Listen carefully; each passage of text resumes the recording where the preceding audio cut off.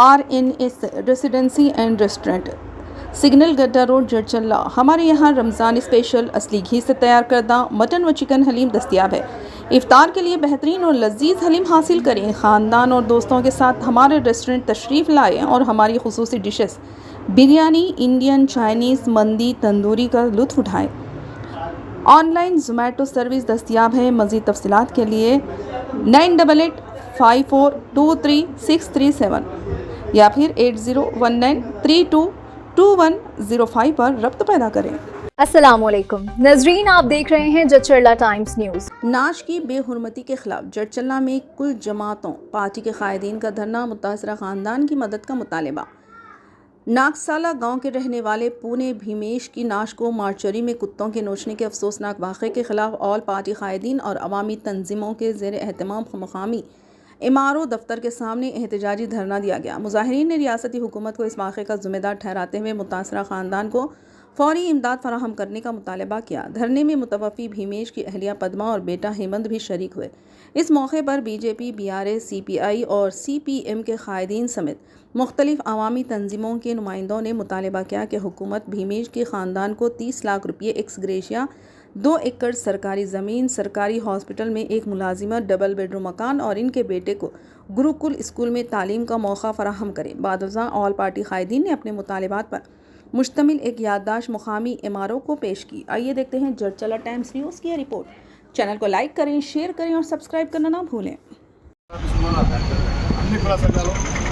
ప్రజా సంఘాలు, రాజకీయ పార్టీల తరఫున నిరసన కార్యక్రమాలు చేపట్టడానికి దగ్గరలో ఏదైతే నాగేశాలకు చెందిన భీమేష్ అనే వ్యక్తి ఏదైతే ఈరోజు మార్చిలో కుక్కలు చెందిన ఘటనలకు నిరసనగా ఈ కార్యక్రమాన్ని ఇక్కడ చేపడుతుంది.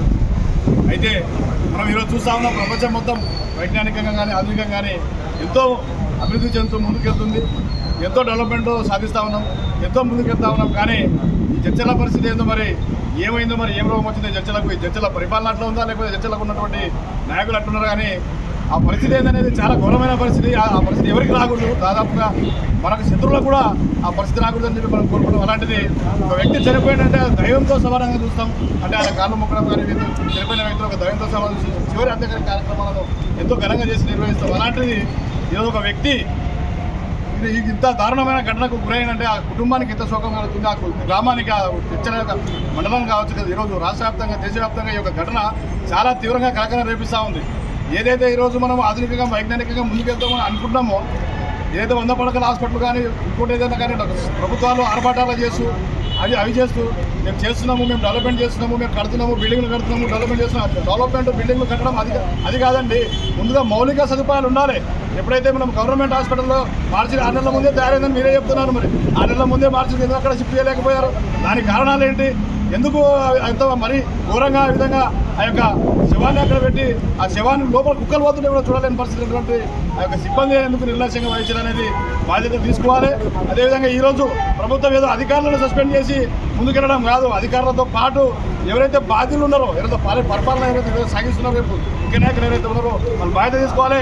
దీనికి ఎమ్మెల్యే కావచ్చు, రాష్ట్ర ప్రభుత్వం కావచ్చు, ఆరోగ్య శాఖ మంత్రి కావచ్చు, ఎవరైనా కానీ ఎక్కడన్నా కానీ ఇట్లాంటి ఘటనలు జరగకూడదు, జరగకుండా ఆపాలి, జరగకుండా చూసుకోవాలి, దాని తర్వాత దాన్ని కంట్రోల్ చేయాలి. అదేవిధంగా ఏదైతే మార్చి ఉందో వెంటనే ఇక్కడ షిఫ్ట్ చేయాలి. అదేవిధంగా ఏదైతే ఈరోజు నాగసాలకు చెందినటువంటి భీమేష్ కుటుంబానికి ఏదైతే ఉందో ప్రభుత్వం తరఫున వారికి ఇంత దారుణంగా ఇంత అవమానం జరిగింది కాబట్టి వారికి క్షమాపణ తెలియజేయాలని చెప్పి ప్రజా సంఘాల తరఫున, గిరిజన విద్యార్థి సంఘాల తరఫున నేను డిమాండ్ చేస్తా ఉన్నా. ప్రభుత్వ వారి పరిపాలకులు ఎవరైతే ఉన్నారో వెంటనే వారి ఇంటికి వెళ్ళి వారికి క్షమాపణ కోరాలి, వారికి వారు పరామర్శ చేయాలి. దాంతోపాటు ప్రభుత్వం తరఫున రావాల్సినటువంటి ఎక్స్గ్రేషియా కావచ్చు, ఇంకా ఇతర సౌకర్యాలు కావచ్చు వారికి కల్పించాలి.